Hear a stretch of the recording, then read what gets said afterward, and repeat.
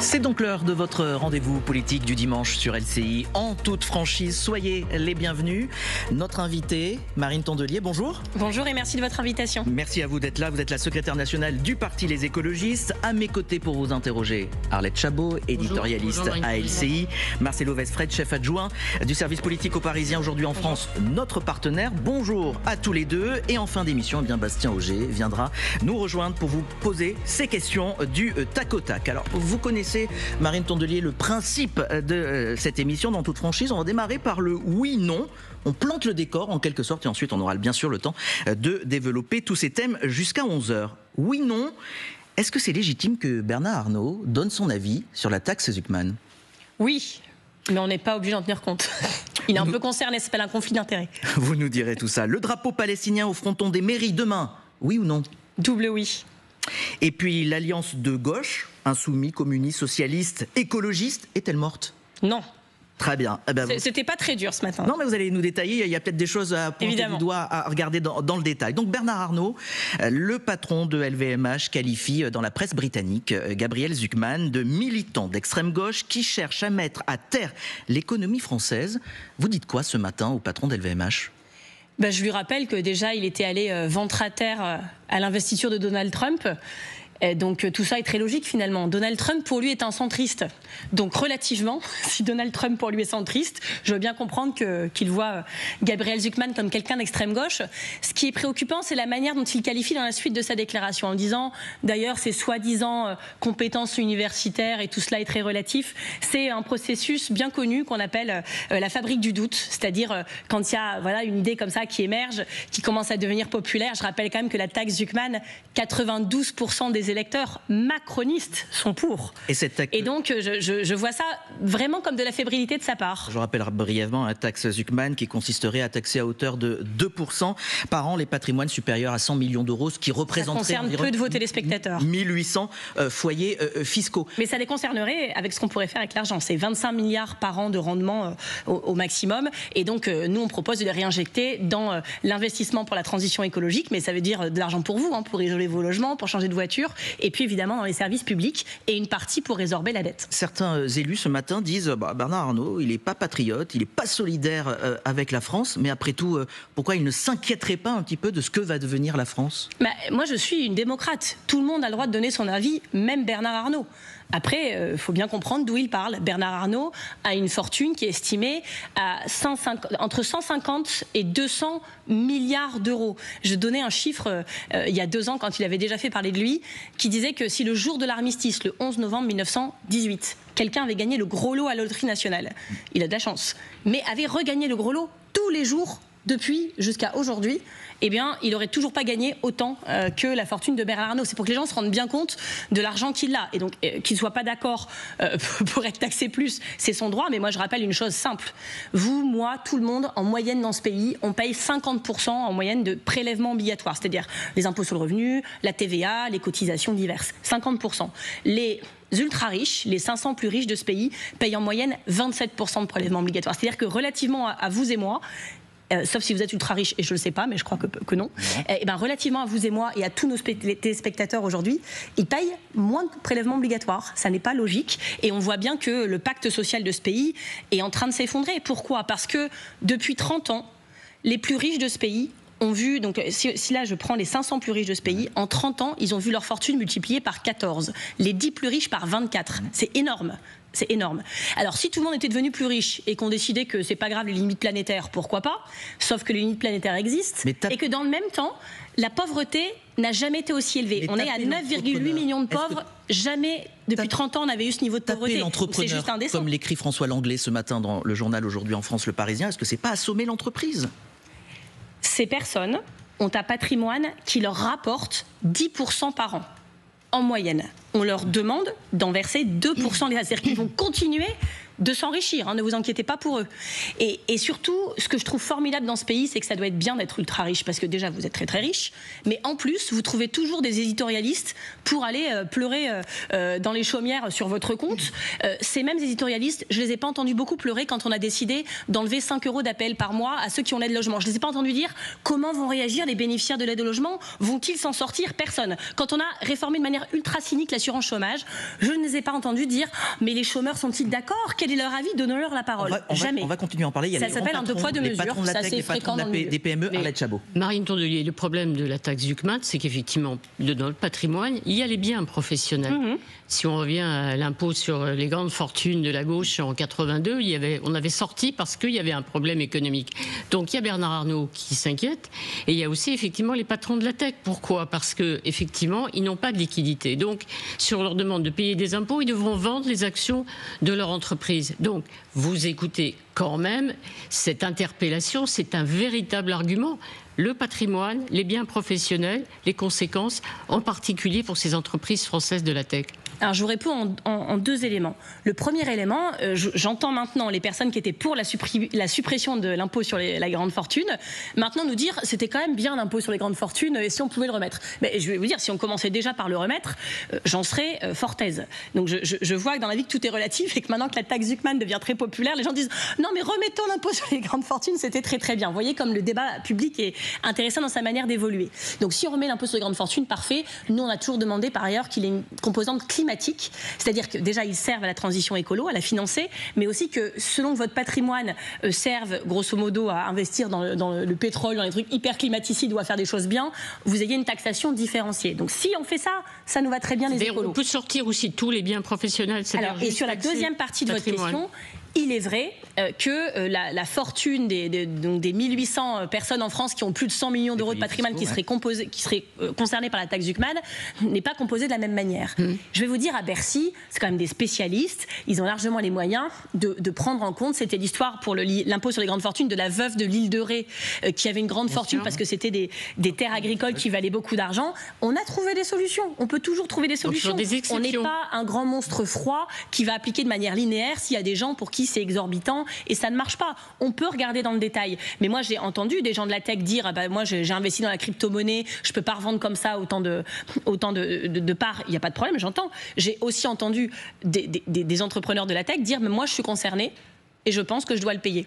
Donc, vous voyez, c'est un débat politique qui est sur la table. Mais pas d'être obligés de vendre leurs actions, les actions de leurs entreprises. On pourra trouver des solutions. J'ai entendu sur le même plateau d'LCI, j'étais assise là et lui il était assis là, un entrepreneur dire on pourrait leur proposer, plutôt de donner à l'État, de verser à d'autres entreprises. À l'État, il y a plein de choses qu'on peut inventer. Donc ça veut dire que ce ne sera pas la taxe Zuckman telle qu'elle est proposée aujourd'hui. Madame Chabot, la modifier. Je fais de la politique depuis 15 ans, vous la suivez depuis beaucoup plus longtemps que moi, donc vous allez me donner votre avis.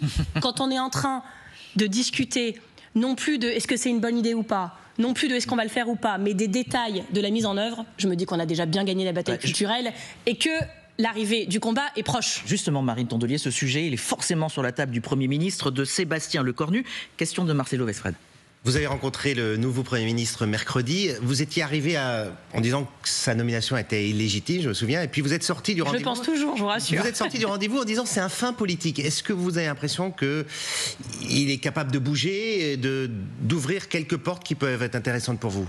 Alors l'un n'empêche pas l'autre, parce que pour être nommé contre le vote des Français, il faut être un fin politicien pour manœuvrer comme ça. Ce que j'ai trouvé dans ce rendez-vous, mais je m'y attendais parce que je l'avais déjà eu au téléphone, c'est que ça tranchait dans le style avec François Bayrou. Parce que François Bayrou, je ne veux pas être désobligeante, mais être dans son bureau pendant 1 heure ou 2 heures, c'était Malaise TV, vraiment. Et tous ceux qui sont retrouvés dans ma situation l'ont dit. C'était préoccupant, vraiment, c'était inquiétant. C'est-à-dire, attendez, Malaise TV. Je ne sais pas, par exemple, quand la première fois qu'on le voit, il revient mais à l'heure près, en jet privé de son conseil municipal désastreux à Pau, si vous vous rappelez bien. Et donc, il est un peu, je vais dire, il est jet lag, sauf qu'il n'y a pas de décalage horaire, mais bon, il s'est un peu pris la polémique, et voilà. Il est seul dans Matignon. Les seules personnes qui sont là, c'est des huissiers, il n'a pas de collaborateurs. Il a son portable qui sonne, qui vibre et qui fait de la lumière en même temps. Pendant le rendez-vous, il décroche, il dit des choses, je ne le raconterai pas pour la sécurité nationale, mais franchement, il n'aurait jamais dû avoir cette conversation devant nous, surtout devant les écolos, vu ce qu'il racontait sur Mayotte. Puis, on finit par essayer de lui poser une question sur l'écologie, et là, il se met à tapé du poing sur la table en disant j'ai fait des pistes cyclables à Pau, et on lui disait c'est très bien, mais nous on parlait de ce que vous allez faire comme Premier ministre pour la France. Et j'ai fait un réseau de chaleur et vous n'étiez pas né. Ah bah c'est très bien. Enfin c'était franchement, on sortait, pour tout vous dire, on a eu un fou rire nerveux dans l'escalier, pas un fou rire où on rigolait, on était, mais on devait se remettre de ce qu'on avait vécu pendant une heure. Vous dites Sébastien Lecornu, enfin un Premier ministre. Bah non, parce qu'il y en avait eu d'autres avant. Oui, mais il y a quand même eu 7 premiers ministres de droite pour un président qui était ni de droite ni de gauche. Par rapport à son prédécesseur, on les a tous rencontrés. Et lui, voilà, il est pro, il écoute. Il vous dit un peu ce qu'il a envie d'entendre. Nous ne sommes pas dupes, mais on dit c'est déjà bien plutôt que nous insulter, dire qu'on n'était pas nés quand il faisait des pistes cyclables et faire semblant de ne pas comprendre les questions. Donc voilà, on prend acte qu'on a un professionnel en face de nous. Sur le fond, vous il n'en demeure pas moins qu'il ne devrait pas être là. Et par ailleurs, il sera jugé sur ses actes, pas sur ce que je pense de lui et ce que je dis aujourd'hui sur ce plateau. Je rappelle quand même que son prédécesseur, mon ami François Bayrou, comme vous le constatez, après nous avoir parlé de ses pistes cyclables à Pau, a enchaîné 43 reculs environnementaux majeurs sur l'espace de quelques mois.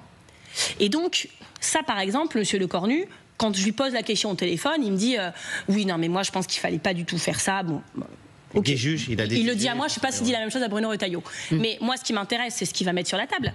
Il dit qu'il n'était pas d'accord. Il a été d'ailleurs secrétaire d'État sous Nicolas Hulot sur les sujets énergétiques. Moi, ce qui m'intéresse, c'est ce qu'il va faire. La 69, stop ou encore les impôts, s'il fait une demi ou un quart ou un dixième de taxe Zuckman, il affecte l'argent à quoi? Est-ce qu'il remet l'argent sur MaPrimeRénov'? Parce que tout l'argent qu'ils ont coupé pour l'écologie, c'était des aides directes aux Français, qui leur permettaient de payer des isolations de logement, des changements de voiture, mais qui leur permettaient, après, de faire des économies tous les mois, en carburant, en chauffage. Et moi, j'attends de voir ce qu'il va faire. Et pour l'instant, je n'ai rien compris. C'était flou. Mais c'est normal. Je ne juge pas le fait que c'était flou au premier rendez-vous. Il est en train de discuter avec le socle commun. Et je crois qu'avec les Républicains, ils sont très durs en affaires. Plus, il doit faire un gouvernement avec eux. Donc, OK. Et donc, je respecte le fait qu'au lieu de nous dire n'importe quoi qu'il ne va pas faire, il commence par nous dire j'ai besoin de finir les discussions avec le socle commun. Est-ce qu'il vous a avancé un chiffre? 35 milliards 44 milliards d'économies? Rien n'a été annoncé. Alors, sur les 44 milliards d'économies, je suis quelqu'un de constructif, vous voyez, je vais vous dire du bien de Sébastien Lecornu. J'ai apprécié qu'il nous dise que sa méthode n'aurait rien à voir, je ne parle pas des actes à la fin, mais que sur sa méthode, ça n'aurait rien à voir avec François Bayrou. Je pense que M. Lecornu se rappelle bien qu'il aurait dû être Premier ministre à sa place dans l'esprit du président de la République si M. Bayrou s'était pas roulé sur la moquette. Et donc ça devait être très très long pour lui pendant des mois de voir François Bayrou se viander et lui dire ah bah moi j'aurais pas fait comme ça, mais d'être sur le banc de touche. Donc je pense qu'il a eu beaucoup le temps de réfléchir à ça et lui nous a tout de suite dit commencer le débat national sur je donne un chiffre, c'est 44 milliards d'euros, c'est la plus mauvaise méthode. Parce qu'en fait, vous dites qu'il faut faire 44 milliards d'économies, mais dedans, il y a des dépenses que vous augmentez, il y a des recettes que vous baissez, il y a des choses que vous compensez, on mélange plein de choses, donc c'est un chiffre qui finalement ne veut pas dire grand-chose, et au lieu de discuter d'abord de on doit faire ça, ça, ça, et ça nous fait ça comme résultat, commencer par l'objectif, lui il dit moi j'aurais pas fait ça, surtout, et nous sommes d'accord avec lui sur ce point. Si on doit faire des économies, ça nécessite des réformes structurelles. Et quand M. Bayrou dit on va faire une année blanche, alors quand vous faites une année blanche, tout le monde en prend un peu parce que rien n'augmente, donc tout le monde souffre, mais vous n'avez rien changé.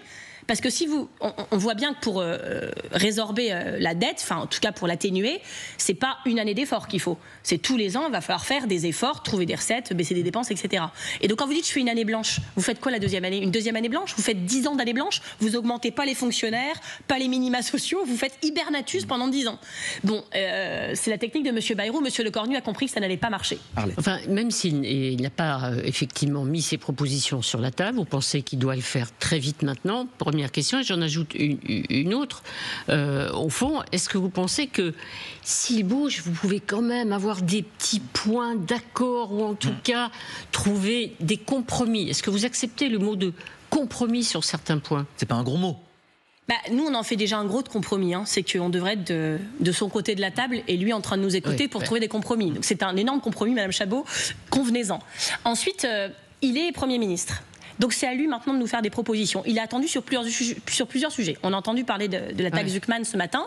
Bon, il nous explique, peut-être on sort les biens pro, peut-être ci, peut-être ça. Moi, j'étais dans le bureau de M. Lombard et de Mme Montchalin à Bercy en début d'année. Et nous avait fait exactement cette proposition. On va faire un impôt sur les plus riches, il n'y aura pas les biens pro, ça rapportera à peu près 2 à 3 milliards d'euros. Donc ils nous l'avaient promis, ils ne l'ont pas fait. C'est-à-dire que là, si l'atterrissage de la taxe Zuckman, c'est le truc qu'on nous avait promis en janvier et qu'ils n'ont pas fait, ça va être décevant. Ensuite, il y a les retraites. Retraites, sujet très illégitime. pas voté démocratiquement, légitimement à l'Assemblée nationale, des millions de manifestants dans la rue qu'on n'a pas écoutés, ça c'est un deuxième sujet. Que propose-t-il là-dessus? Troisième sujet, les reculs environnementaux, ou plutôt les avancées qu'on devrait faire. Troisième sujet. Quatrième sujet, le Mercosur. La FNSEA, regardez, je vais être d'accord avec la FNSEA, profitez-en. C'est oui, c'est historique, oui. Mais pas tant que ça, parce que sur les protections des terres agricoles contre l'artificialisation, sur les revenus des agriculteurs, sur le local dans les cantines, on est d'accord avec eux. Sur le Mercosur, ça fait des décennies que nous, on défend les agriculteurs dans ce pays, les écologistes, contre les traités de libre-écéchange. Monsieur Macron, il y a quelques mois, était prêt à s'allonger sur les rails, disait-il, pour faire dérailler le Mercosur. Moi vivant, moi président, ça ne passera pas. Résultat, ils se sont couchés comme jamais ils se sont couchés, et ce traité est en train de passer, inquiétant fortement les agriculteurs. Nous, si on avait été nommé au gouvernement, je parle de moi ou des socialistes, enfin de nos partenaires, on n'aurait pas signé ce traité, on l'aurait fait savoir très fortement. Sauf qu'il y a un accord, c'est l'Union européenne qui a discuté, il faut qu'on trouve des partenaires pour bloquer, parenthèse sur le Mercosur. L'Union européenne, Mme Chabot, c'est nous.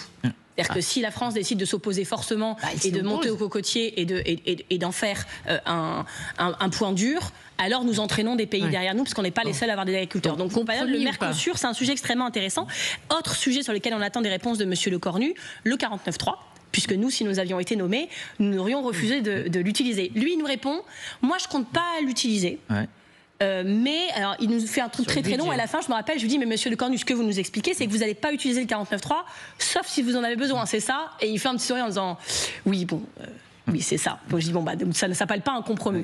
Et dernier sujet, parce qu'on en parle peu à la télé, il y a un vrai sujet sur l'intelligence artificielle en ce moment et ce qu'il implique sur les droits d'auteur. Je suis allée rencontrer la SACEM, je les revois cette semaine.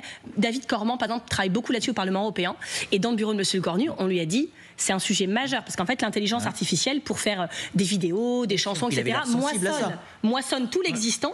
Le groupe le plus écouté aujourd'hui sur Spotify est un groupe d'intelligence artificielle. Sauf qu'il génère des revenus, mais comment on paye ceux qui ont inspiré cette chanson, on ne sait même pas qui c'est. Et donc c'est un vrai sujet fondamental qui va se jouer là au niveau européen et national.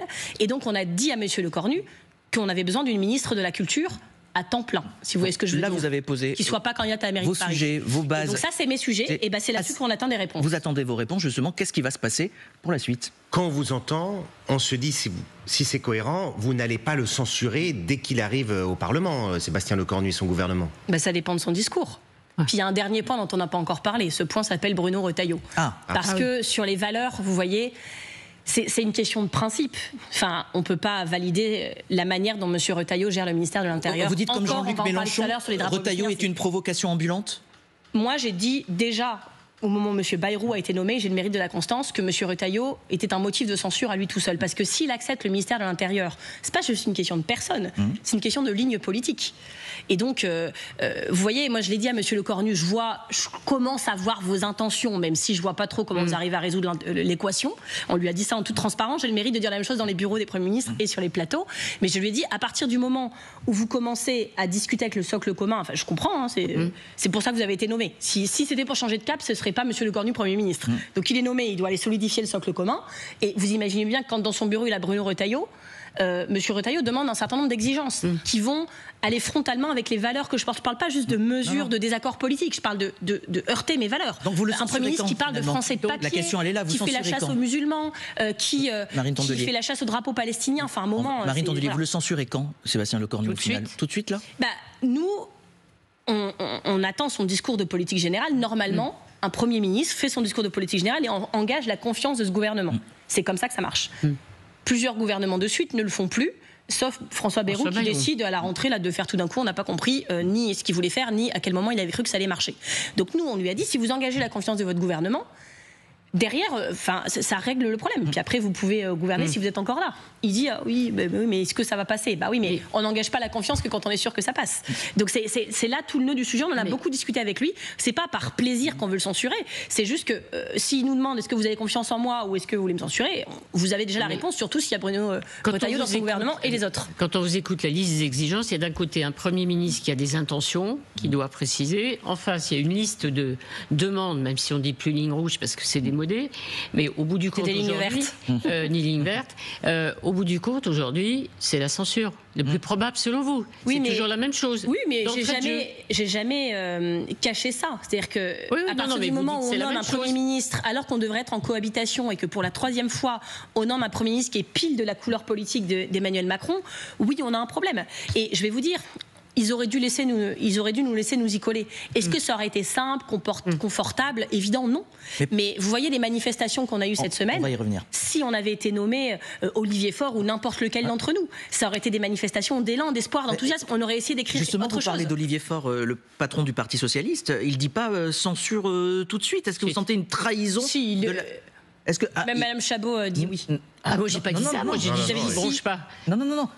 Il n'est pas dans le truc tout de suite. Moi, j'ai entendu Patrick Caner hier, qui était la fête, je crois, de la fête de la Rose, la fédération du Parti socialiste parisien, et je l'ai entendu dire que, en l'état actuel, il n'avait aucune raison de ne pas censurer ce gouvernement tout de suite. Tout le monde est raccord, il n'y a pas de trahison au sein des partis de gauche, ça va? Je dirais pas l'histoire est finie. Je dirais la balle est dans le camp du Premier ministre. C'est d'ailleurs exactement pour ça qu'il a été nommé. Et vous pouvez pas nous demander à nous, qui avons vu Matignon nous échapper pour la 3e fois de suite, alors que nous sommes arrivés en tête des élections, nous dire débrouillez-vous. C'est à lui de se débrouiller. Je vous ai donné une liste de sujets sur lesquels nous l'attendons. Madame Tondelier, vous avez beaucoup d'expérience. Vous pensez bien qu'il y a une chose, c'est les déclarations, et une autre chose, il y a sans doute en ce moment des discussions, des tractations officieuses entre Sébastien Lecornu, pour faire vite, et le Parti socialiste et la direction du Parti socialiste. Vous n'êtes pas naïf quand même. Ça peut exister, ça. Vous me dites ça comme si j'étais étrangère à ce milieu. Je discute avec Olivier Faure à peu près tous les jours, comme je discute avec mes partenaires politiques tous les jours. Est-ce qu'il y a un double jeu pour vous du Parti socialiste? Non, parce que je crois que ce qui s'est passé au début d'année, et pour tout vous dire, qui m'a heurté. Moi, je n'ai pas compris qu'on ne censure pas. Enfin, nous l'avons censuré, mais j'ai pas compris que le Parti socialiste ne censure pas ce gouvernement. La manière dont je me le suis expliqué, c'est que nous étions en mars, que nous n'avions toujours pas de budget, que c'était quand même assez anxiogène, et que je pense qu'il y avait beaucoup de coups de téléphone d'élus locaux et d'associatifs qui disaient: nous, on a besoin de savoir. On est en mars, on devrait avoir un budget depuis 3 mois. On est bloqué. Moi, en tant que conseillère régionale des Hauts-de-France, on avait reporté 2 fois le vote du budget. Enfin, il y avait une forme d'anxiété générale. Et donc, ils disaient, voilà, nous, on ne veut pas bloquer ce pays. Mais là, on est en octobre. On a encore 3 mois pour faire le budget. Donc cette excuse-là n'existe pas en réalité. Marie Tondelier, vous parliez des manifestations de la semaine dernière. On revient dans un instant sur justement la rencontre prévue entre Sébastien Lecornu et les syndicats. Ce sera mercredi. Est-ce qu'ils peuvent obtenir quelque chose? Est-ce que Sébastien Lecornu veut apaiser la situation? Marie Tondelier, l'invitée dans toute franchise dans un instant.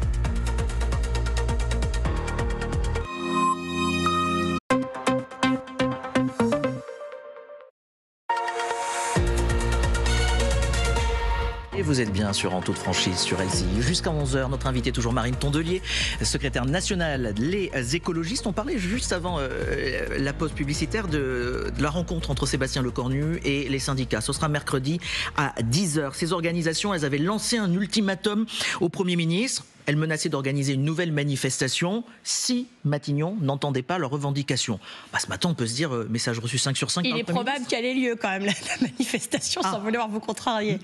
Sans savoir ce qui peut sortir, à votre avis, manifestation obligatoire?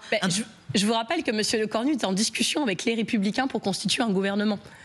Et je pense que ce que va lui demander les Républicains pour intégrer le gouvernement, pas juste sur des postes, mais sur ce qu'ils vont faire à ces postes, qu'ils vont mener comme politique, à mon avis, ça va dans le sens contraire de ce que demandent les syndicats, tous les syndicats un par un, ainsi que l'ensemble des partis de gauche et écologistes. C'est pour ça que tout à l'heure, je vous dis, c'est pas contre M. Lecornu, j'ai rien de personnel contre lui, mais son équation me paraît assez insoluble. Donc en fait, la réunion de mercredi sert à rien? Si elle met la balle dans le camp du Premier ministre, tout comme s'il veut nous voir une deuxième fois, on attend des signaux forts. À lui de jouer, ça s'appelle un rapport de force. Alors, et la rue est avec nous. Sauf que dans le détail, quand on regarde les positions des syndicats, il y en a, la CGT, c'est très dur, abrogation de la réforme des retraites. La CFDT, une suspension lui irait avec quelques aménagements. On voit bien qu'en réalité, c'est quand même difficile de toper avec des syndicats qui, en fait, quand on rentre dans le détail, sont pas d'accord sur attendez, heureusement qu'ils ne sont pas entièrement d'accord, ce sont des syndicats différents. Tout comme des fois vous me dites, ah mais le PS dit ça et la France Insoumise dit ça, bah oui, on est des partis différents. Ça peut pas être juste un front, sauf que un barrage, ne faites pas semblant de voir que pour la première fois depuis la réforme des retraites, il y a une intersyndicale. C'est-à-dire qu'il y a leur position individuelle et se sont mis d'accord sur des priorités collectives. Et je trouve ça très important. Et donc, M. Lecornu, s'il s'aligne que sur le PS et la CFDT, bah, il emporte pas tout le monde. S'il veut faire des gestes forts, alors là, il s'adressera à tout le monde. Arlette Chabot. Mais est-ce qu'au fond, la position des syndicats va conditionner un peu votre position à vous, c'est-à-dire la gauche? C'est pas que ça conditionne, c'est qu'en réalité... Ça pèse. En réalité, nous sommes très alignés. Ouais. Nous sommes très alignés. Nous avons, avec le Parti communiste, avec le Parti socialiste, avec Génération S, l'Après, Debout, avec Génération Écologie aussi, le parti de Delphine Batho, nous avons auditionné ces syndicats un par un. Et on voit qu'on est très alignés sur les priorités, sur ce qu'on attend de M. Lecornu. Donc il y a un front assez uni, syndical et politique, chacun à son poste, avec des manifestations auxquelles on participe ensemble dans la rue. M. Lecornu est quand même un peu cerné. Et donc c'est le moment où, encore une fois, la balle est dans son camp. On attend avec impatience ce qu'il va nous répondre. Il est en train d'écrire sa réponse avec Bruno Retailleau. On lui souhaite un bon week-end. Très bien, vous aviez parlé de censure, mais la suite, c'est dissolution, démission, destitution d'Emmanuel Macron? Alors, sur la dissolution, je commence par là. Pour moi, c'est pas ça la priorité. Pourquoi? Parce que aujourd'hui, ce qui est légitime, c'est pas l'Assemblée nationale. L'Assemblée nationale est très légitime. Elle a été élue il y a un peu plus d'un an, c'est pas beaucoup, avec un taux de participation record depuis 1981. Donc cette Assemblée nationale, qu'elle soit un peu éclatée en 3 blocs, c'est la vie, c'est le résultat du vote des Français, mais elle n'est pas illégitime. Ce qui est illégitime, c'est le gouvernement. Et donc je veux bien qu'on dise, on veut tellement garder nos copains au pouvoir qu'on va dire redissoudre l'Assemblée, mais ça ne nous donnera pas plus en budget. Pas pour la dissolution, vous. L'urgence, c'est d'avoir un budget. Ouais. Donc dissolution ne nous donnera pas plus en budget. Ensuite, démission assez peu probable quand même. Enfin, je commence tous à connaître l'animal Emmanuel Macron. Je ne pense pas qu'il soit parti pour démissionner. Et donc, à force de s'obstiner depuis 8 ans à ne pas changer de cap, alors qu'on arrive à 9,8 millions de pauvres dans ce pays, un record depuis 30 ans. Et c'est pas juste des chiffres derrière, c'est par exemple 42% des Français qui gagnent le SMIC ou moins disent se priver d'au moins un repas par jour. Je ne sais pas si vous imaginez, dans un pays comme la France, 42% des gens qui travaillent, qui gagnent le SMIC ou moins, pour certains aux minima sociaux, se privent d'au moins un repas par jour pour des raisons financières. On a 57% des Français qui connaissent quelqu'un dans leur entourage proche qui vit dans la pauvreté. On arrive à un niveau indécent. Et M. Macron, même M. Pisani-Ferry, vous savez, l'économiste qui avait fait le programme d'Emmanuel Macron en 2017, dit aujourd'hui, écoutez, il a fait le pari de la politique de l'offre.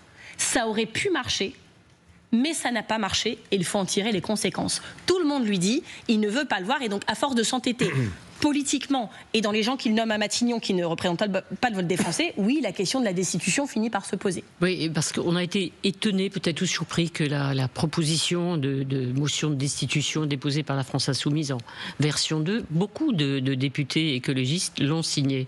Je vais vous expliquer pourquoi. Alors, simplement, ils avaient une liberté totale, ou est-ce que vous, au fond, vous partagez le sentiment de ceux qui ont signé cette proposition de la France Insoumise ? Alors, je vais vous le dire en totale transparence, c'est comme ça qu'on fonctionne chez les écologistes. J'étais le mardi matin, c'est très rarement le cas, mais j'avais été invitée avec les sénateurs à la réunion de groupe des députés, où ce sujet a été abordé. Ce matin-là, M. Lecornu n'est pas encore Premier ministre. On se dit d'ailleurs, peut-être qu'il y a encore un petit espoir que l'un d'entre nous soit nommé au sens large du NFP. Et il y a à la sortie de la réunion, je pense, 3 ou 4 députés qui signent la motion de destitution, qu'ils disent, c'est tout ça est transparent, l'écologie c'est pas une caserne, il y a des avis différents, les gens doivent pouvoir le suivre. Et puis, le soir même, M. Lecornu est nommé Premier ministre. Et je sais qu'il y a beaucoup de gens qui disaient on signe pas parce qu'on veut lui laisser encore une chance à M. Macron de nommer quelqu'un du NFP, une dernière fois. Il nomme M. Lecornu et il y a, je crois que c'est 22 en tout qui signent. Ouais. Donc il y en a plus d'une quinzaine qui rappellent la France Insoumise en disant en fait, vu ce qu'il vient de faire ce soir, on est tellement en colère que là, on va la signer, votre motion. Et vous l'auriez signé, c'est comme ça que ça se passe. C'est pas des députés écolos qui intriguent pour faire une crise démocratique. Non, c'est les actes du président de la République qui causent le fait qu'on arrive à des situations qui peuvent paraître... si on se mettait 10 ans en arrière, 22 députés écolos qui signent une motion de destitution du président, on se serait dit, mais ils ont fait quoi en 2025 ? Comment ils en sont arrivés là ? Si vous aviez été député, vous auriez signé, vous aussi ? Il est probable que oui. Non. Donc en toute transparence, en toute franchise, Marine Tondelier, le nom de l'émission, on en vient au sujet qui, j'allais dire, anime, passionne, presque hystérise en ce moment, la France, le drapeau palestinien au fronton des mairies. Au début de l'émission, vous me disiez, s'il fallait le faire, vous me disiez double oui. Est-ce que c'est une idée judicieuse qu'a faite Olivier Faure ? Alors, j'adore la manière dont le débat public s'organise dans le pays parce que ça devient la proposition d'Olivier Faure, alors que les mairies écologistes l'ont fait depuis plusieurs mois. Je pense notamment à la mairie de Besançon où Anne Vigneault, la maire, a hissé un drapeau palestinien avec une petite cérémonie en juin. et où la préfecture a déployé des trésors de procédures pour lui faire retirer jusqu'au tribunal administratif. C'est ça aujourd'hui les choses. Vous mettez un drapeau ukrainien, il n'y a pas de problème. Drapeau israélien, il n'y a pas eu de problème après le 7 octobre. Et puis, par contre, un drapeau palestinien, c'est pas possible. On pouvait se dire que c'est parce que la France ne reconnaissait pas encore la Palestine comme État officiellement. Ça va être le cas le 22. Et je m'en réjouis, je vais vous dire, depuis 2014, l'Assemblée nationale et le Sénat, les deux chambres de ce pays, les deux représentants du peuple, ont voté la reconnaissance de l'État palestinien. Et donc, le fait que M. Macron l'entérine, ça arrive bien tard, à un moment où beaucoup de vies ont été volées, où l'emprise territoriale de cet État est en train de se réduire, parce que on parle beaucoup de la bande de Gaza. Ce qui se passe est atroce. Il y a 50 000 enfants qui, en ce moment, juste à Gaza-Ville, sont en train de crever de faim. C'est l'UNICEF qui le dit, qu'ils ont besoin de traitement pour la malnutrition aiguë. Et puis de l'autre côté, en Cisjordanie, ils avancent la colonisation comme jamais ils ne l'ont fait pour empêcher. En fait, ils veulent couper la Cisjordanie en deux avec des colonies. Et donc des Israéliens qui vont, avec beaucoup d'armes et de soutien de l'armée, s'implanter là-bas pour qu'en fait l'État de Palestine soit reconnu mais ne puisse plus exister officiellement. C'est ça qui se passe. Et c'est bien plus important qu'une polémique en France sur les drapeaux. Je veux toujours remettre le vrai sujet, c'est ça. Et donc sur l'histoire des drapeaux, je vais vous dire, moi à un moment j'en ai marre qu'on parle de ça toute la journée. Parce qu'un drapeau palestinien sur la façade d'une mairie, ça n'a jamais tué personne, jamais. Alors que l'armée israélienne, oui, tue tous les jours à Gaza, et c'est ça qui devait nous préoccuper. Au-delà des symboles, au-delà de la polémique, est-ce que, l'émission s'appelle En toute franchise, vous dites bravo Emmanuel Macron, parce que pour une fois, je suis d'accord avec votre décision, il a quand même, donc il va à la tribune de l'ONU reconnaître l'État de Palestine, et derrière il a quand même entraîné une dizaine de pays, et pas des moindres, comme le Canada et le Royaume-Uni. Oui, mais je n'ai pas de problème à le dire. Je l'ai même tweeté le jour où il a fait son annonce, que je le remerciais là-dessus, même si ça arrivait bien tard. Parce que, vous savez, nous, on le demande depuis des années, voire des décennies, que ça a été adopté en 2014 à l'Assemblée nationale et au Sénat, et que finalement, je finissais par dire, parce que ça devait être, on avait eu M. Barrot, je crois que c'est en février ou en mars, puisqu'il y avait une délégation écologiste qui était allée en Cisjordanie. En rentrant, on lui avait dit, je me rappelle Raymond Poncet, sénatrice qui dans le bureau au Quai d'Orsay lui dit, mais moi j'ai honte d'être française, j'ai envie de vous rendre mon passeport parce que l'Espagne ils le font, et vous qu'est-ce que vous faites? J'ai honte d'être française. Et il me regardait, M. Barrot, en disant, bah dis donc, votre sénatrice. Je dis, mais elle a raison, enfin à un moment c'est insoutenable. Et donc il dit, oui mais on attend de le faire en juin parce que comme ça il y aura plus d'États avec nous, on a déjà la Slovaquie. On disait, oui mais c'est une opération de com pour le faire à plusieurs, ou c'est une réponse urgente au génocide en cours? À un moment on avait du mal à se repérer, et puis en juin bah, c'était plus possible, on repart en septembre, et je disais, ils vont finir par reconnaître un cimetière. C'est ça qui va se passer. Et c'est exactement ça qui est en train de se passer. Au moins ils le font, c'est fait, c'est cranté, c'est très symbolique. Parce que Netanyahou n'en veut pas, ça ne va pas comme ça résoudre les problèmes. Mais ces symboles-là, dans un moment aussi tragique que celui que vivent les Palestiniens, bah, si on n'a que ça, on va le prendre quand même. Mais vous savez, ça fait tellement de choses qu'ils auraient pu faire qu'ils n'ont pas fait. Je me rappelle au début du génocide, où j'avais demandé dans les fameuses réunions de Saint-Denis, où tout le monde était autour de la table, donc c'était celle de novembre, la deuxième, j'avais dit à M. Macron, pourquoi vous n'envoyez pas pourquoi la France ne demande pas à des enquêteurs de la CIJ de pouvoir aller à Gaza? Pourquoi vous ne demandez pas à tout le monde d'autoriser leur entrée? C'était pas très courageux de demander ça. C'est pas beaucoup. Ça permet une chose, d'éviter l'impunité. C'est-à-dire que les soldats qui sont là, ou les geôliers des otages sur place, puisque tout ça se passe à Gaza, savent que la vérité pourra se faire parce qu'il y a des enquêteurs sur place. Et bien même ça, la France n'a pas été capable de le demander bruyamment. Donc on commençait vraiment à se désespérer. Je pense que non, tout n'a pas été fait pour éviter ce génocide. Vous avez peut-être lu le message écrit sur X par Emmanuel Macron hier soir, qui dit « Je sais l'inquiétude des Français juifs, on ne peut pas ignorer la crainte et le risque d'actes antisémites. » Mais le risque d'actes antisémites, c'est pas un risque d'ailleurs, c'est une réalité. Et ça arrive tous les jours. Mais certains disent c'est accentué peut-être par cette décision, par ces drapeaux qui pourraient être au fronton des mairies. Bah, ça ne devrait pas être le cas, parce que je ne vois pas le rapport entre le fait d'être juif et de reconnaître ou pas l'État palestinien. Que tout ça soit très sensible, très douloureux, c'est un fait, et je l'entends. Vous voyez, la mairie de Grenoble, puisque les maires écolos ont beaucoup discuté entre eux pour savoir comment ils faisaient, et chacun discute avec son conseil municipal, les décisions se prennent, on en parle entre nous, mais chacun décide pour sa ville. Le maire de Grenoble, Éric Piolle, a décidé, lui, de hisser le drapeau de la Palestine le 23, en disant comme ça ne coïncide pas avec le Nouvel An juif. S'il a eu des remarques dans sa ville et qu'on a demandé à prendre prendre ça en compte, alors je l'entends et je fais comme ça. Vous voyez, chacun s'adapte, mais on ne peut pas dire on va pas mettre le drapeau palestinien en fronton des mairies parce que ça peut heurter tel ou tel. Ce qui heurte aujourd'hui, c'est le génocide qui est en cours là-bas. Et sur les actes antisémites, on les a toujours condamnés, on continuera à les condamner, que des personnes de confession juive en France et dû retirer la mezouza de leur porte en craignant pour leur sécurité, celle de leur famille, c'est inacceptable. Et c'est la même chose pour toutes les confessions d'ailleurs de ce pays. Je le dis et je le redirai autant qu'il faut. Alors, le drapeau palestinien, la reconnaissance de la Palestine, toute la gauche se retrouve unie. On a l'impression qu'effectivement, voilà, c'est le seul ciment qui vous reste ? Non. Absolument pas. La justice sociale, la justice environnementale. Quand même. Ça veut dire que... j'ai dit enfin, sur la Palestine... il y a du courage partout parce qu'il y a eu un moment, vous voyez, il y a des partis qui ont tardé à prononcer le mot génocide. Moi, ça m'embêtait un peu quand on disait, d'ailleurs Macron le disait aussi, certains disaient ah mais ça appartient aux historiens. Mais ça veut dire quoi? Ça veut dire qu'on voit le génocide sous nos yeux. L'ONU le reconnaît, la CIJ alerte, et nous on dit ah bah nous on attend les livres d'histoire. Il y a un truc qui m'allait pas. Et donc je me dis, si tout le monde maintenant dit la même chose là-dessus, c'est au moins ça de prix, mais je vais vous dire, ça change pas la situation sur place. Moi c'est ça qui m'inquiète à la fin, c'est ce qui se passe là-bas. Vous saluez les positions défendues par la France insoumise et qui ont choqué beaucoup de Français ces derniers mois. Ils ont eu raison finalement ou pas? Ah non, je ne l'aurais absolument pas fait de la manière dont ils l'ont fait. Je ne l'ai d'ailleurs pas fait de la manière dont ils l'ont fait. Et je pense que ça n'a pas forcément toujours aidé la cause palestinienne, si vous voyez ce que je veux dire. Vous parliez de l'alliance de cette gauche au début de l'émission. Pareil, vous me disiez, ah non, cette alliance, elle n'est pas morte, mais pourquoi? Pour quel moment? Parce qu'on n'a pas le choix. Oui, mais on n'a pas le choix pour 2027, pour les municipales. Pour 2025, pour 2026, pour 2027 et pour toutes les années qui suivent. Tous ensemble, c'est-à-dire je mets côte à côte écologistes, socialistes, communistes, et je laisse quand même Jean-Luc Mélenchon sur le côté? Ah bah ça c'est vous qui voulez le laisser sur le côté, vous faites ce que vous voulez. Moi ce que je vous dis c'est pas un... Ce que vous mesurez là, c'est pas mon amitié pour les uns et les autres. Est-ce que j'ai envie de partir en vacances avec eux ou de créer un parti unique? Nous sommes différents. Mais ma veste verte vous indique que j'ai des idées écologistes et que je trouve que la biodiversité est quelque chose d'essentiel, y compris à la survie et à la richesse des écosystèmes. Donc ce qui est souhaitable, c'est pas qu'on dise tous pareil. On parle à des électorats différents, avec des histoires différentes, des valeurs qui sont proches normalement et des méthodes qui devraient l'être. Donc voilà, est-ce que la vie est rose? Est-ce que la vie est belle? Est-ce que tout va bien? Non. Mais je rappelle quand même que ce n'était pas le cas non plus en 2022 et non plus en 2024. Et pourquoi nous avons fait une union? Parce que il y a une bascule fasciste en cours au niveau mondial qui s'est accélérée depuis avec l'élection de Trump aux États-Unis et que finalement on a l'impression d'être dans un jeu de dominos, vous savez, où les dominos tombent les uns après les autres, entraînant les uns dans la chute des autres. Et l'un des prochains dominos qui peut tomber, c'est la France. C'est aussi simple que ça. Et donc quand en 2024 on se dit Jordan Bardella peut arriver à Matignon et tout ce qu'on a en notre pouvoir, on doit le faire pour empêcher ça. Dans un réflexe, dans un instinct, on fait une union qui s'appelle le Nouveau Front Populaire et les électeurs nous suivent massivement comme jamais ils ne l'avaient fait, y compris en termes de participation.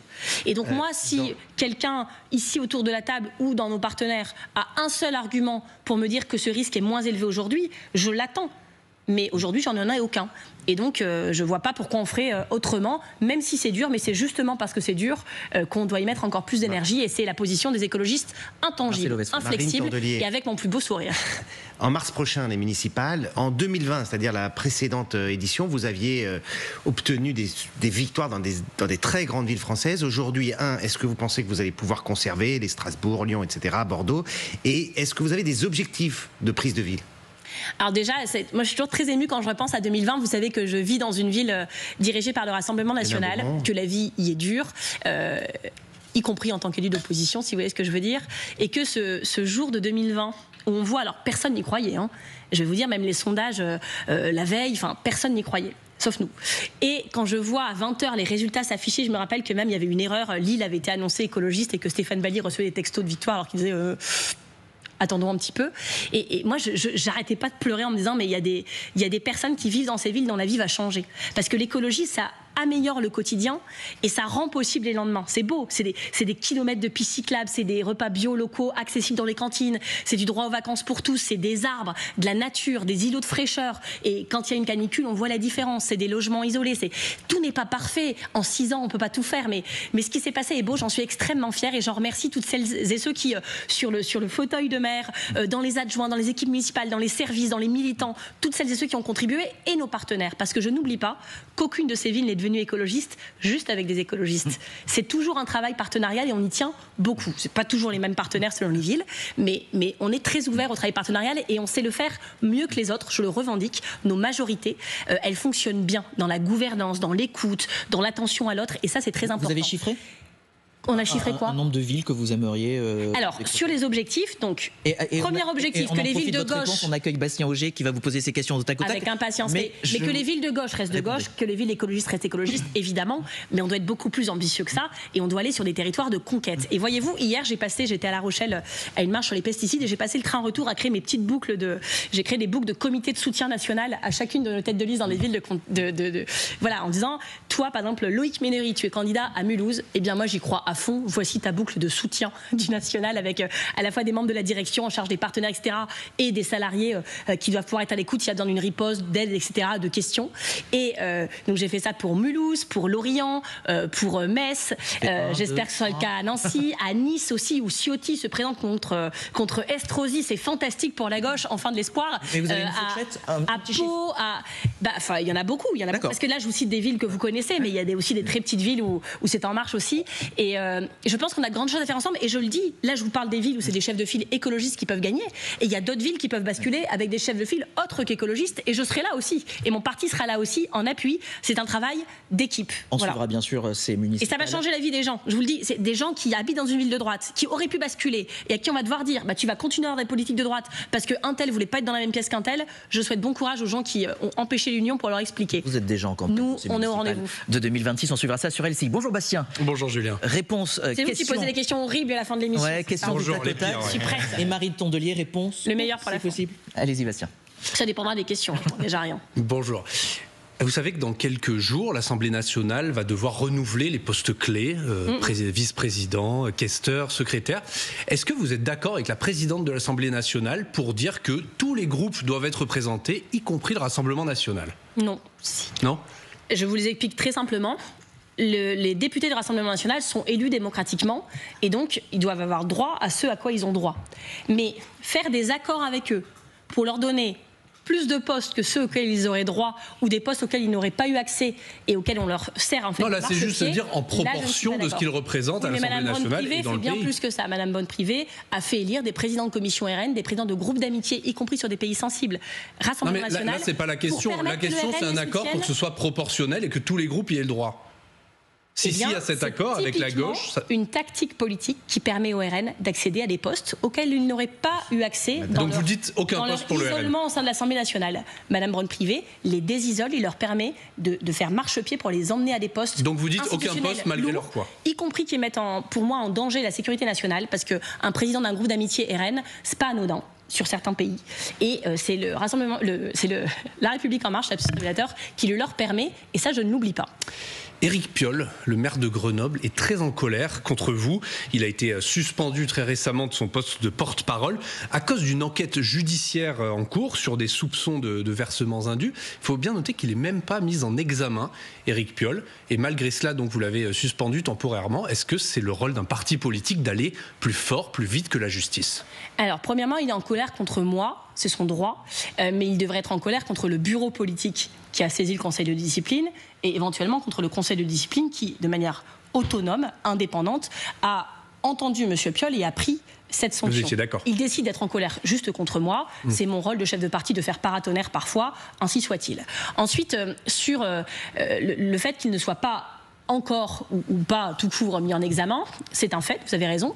Nous respectons sa présomption d'innocence. Nous respectons sa volonté quand on lui pose la question de qu'est-ce que c'est que cette affaire, est-ce que tu peux nous en dire plus, qu'est-ce que tu en penses, est-ce que tu as des éléments pour ta défense, et il nous dit je garde le silence. C'est son droit aussi. Mais vous comprenez bien que s'il est porte-parole d'un parti, c'est exactement pour ça qu'à l'époque, d'ailleurs, je lui avais dit que ce n'était pas l'idée du siècle de vouloir être porte-parole de notre parti, parce que je lui avais dit, si tu es mis en examen, on va me demander ce que j'en sais. Moi, ce que j'en sais, c'est ce qu'il y a dans la presse, rien de plus, rien de moins. Et donc c'est à vous de faire l'enquête en parallèle de la justice. On va me dire, mais Madame Tondelier, c'est votre porte-parole, vous lui avez quand même bien posé la question. Je vais dire oui. Qu'est-ce qu'il vous a répondu ? À moi, ainsi qu'à tout le bureau politique, ainsi qu'au Conseil de discipline, rien. Avouez que c'est quand même un problème. Donc nous, je précise juste qu'il est suspendu à titre conservatoire, c'est-à-dire que s'il a quelconque élément tout d'un coup à nous donner ou qu'il y a des suites judiciaires dans un sens ou dans l'autre, nous réexaminerons ce cas et nous ne voilà, c'est vraiment à titre conservatoire et je pense que vous comprendrez bien que dans la situation de chef de parti dans laquelle je suis, dans laquelle le bureau politique est, on n'avait pas vraiment de choix en réalité. Vous avez manifesté hier à La Rochelle contre les pesticides. Est-ce que vous pouvez nous dire très rapidement et très concrètement ce que vous demandez? Est-ce que vous demandez à ce qu'on sorte tout de suite des quelques 300 pesticides qui sont autorisés en France?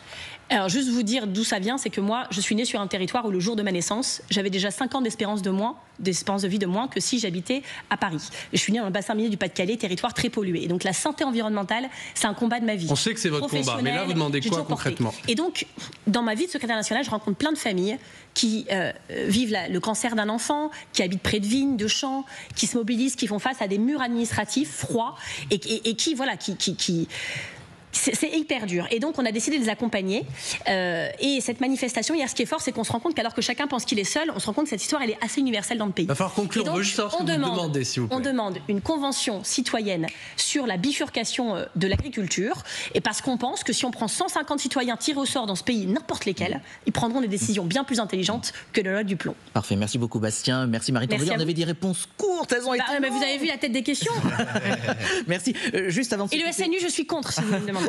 Demain, ne manquez pas ce rendez-vous sur LCI. Bruno Retailleau, invité exceptionnel. Ah bah là, je vais pas rater à 20h30. Ça, je peux vous dire. Justement, petite question, les consignes de Bruno Retailleau pour les préfets concernant justement les drapeaux. Il dit aux préfets, allez voir les maires, faites-les retirer. Après, le tribunal administratif s'en charge. Vous lui dites quoi au ministre? Je rappelle au ministre que vous devriez, je vous le rappelle à vous aussi, il n'est pas ministre, il est ministre démissionnaire. Il est censé expédier les affaires courantes. Et je ne pense pas que harceler des maires qui mettent très légitimement, et j'insiste sur le très légitimement, un drapeau de la Palestine sur leur façade. Je rappelle que le drapeau de la Palestine sur les façades des mairies ne tue personne, alors que l'armée israélienne le fait tous les jours. Et donc ce n'est pas pour moi de ces attributions de ministre démissionnaire, ce ne sont pas des affaires courantes. Et d'ailleurs, le tribunal de Versailles a jugé sur les drapeaux ukrainiens que si le gouvernement allait dans ce sens-là et que c'était un pays reconnu par la France et que voilà, c'était un consensus dans la ville et qu'il y avait d'autres villes qui le faisaient d'ailleurs, ça ne devrait pas être interdit. Et donc je pense que les drapeaux palestiniens doivent être mis sur les frontons des villes qui le souhaitent et que M. Retailleau, va falloir qu'il comprenne quelles sont ses attributions et sur quoi il ne peut pas aller. Un ministre démissionnaire ne devrait pas faire ça. Vous l'écouterez demain soir, sa réponse ici sur LCI. Merci beaucoup Marie Tondelier d'avoir été l'invitée dans Toute Franchise. On se retrouve bien évidemment dimanche prochain, la même heure, à partir de 10h dans un instant. C'est Anne-Chloé Beauté et ses vérificateurs. Bon dimanche à tous.